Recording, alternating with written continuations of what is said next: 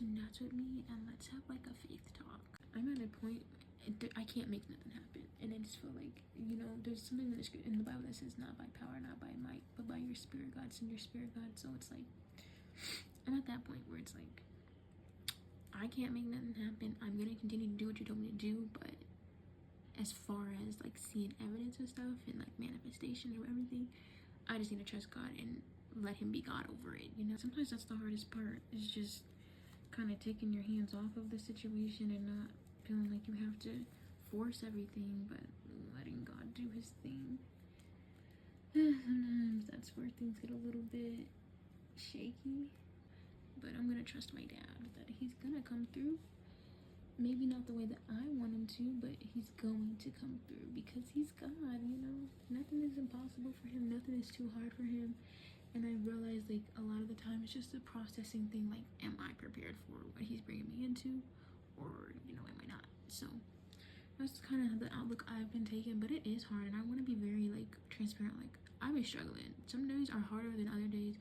But it's, like, a sense of, I think, having intimacy with God and just telling him what's on my heart, but also being grateful. I don't want to be a grumbler and be like mumbling about everything, but like I want to be thankful, but I also want to be honest with dad, you know.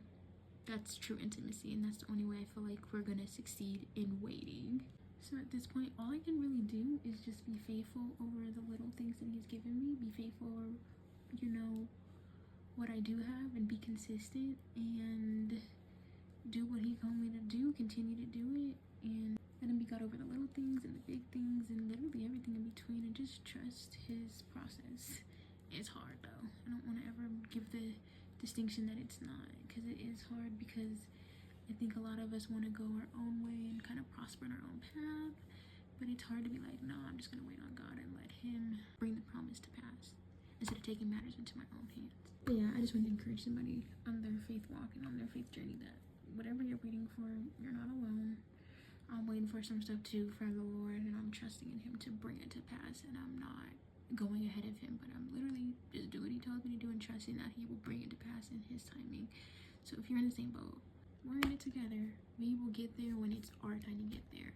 Everybody had their own process, like Joseph and Abraham and, you know, Jesus even. And I was just talking to my mom about this, so it's like the process that we have to go through. God knows what we need and knows when we are ready for stuff, so just trust him.